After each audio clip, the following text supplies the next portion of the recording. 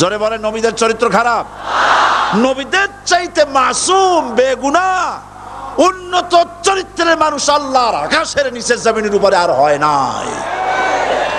তোমরা যে সব নেতাদের পিছনে দৌড়াও, অমুকের সৈনিক, নেতা নেতা করে মরো,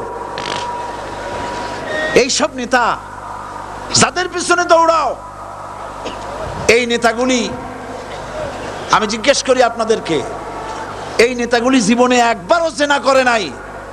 এ ব্যাপারে অনুসারীরা আপনারা কি নিশ্চিত? মিথ্যা কথা জীবনেও কয় নাই, প্রতারণা করে নাই, ঠাট্টা করে নাই, বিদ্রুপ করে নাই, মদ খায় নাই, মানুষ হত্যা করে নাই। কিসের নেতা? নেতা হচ্ছেন সেই ব্যক্তি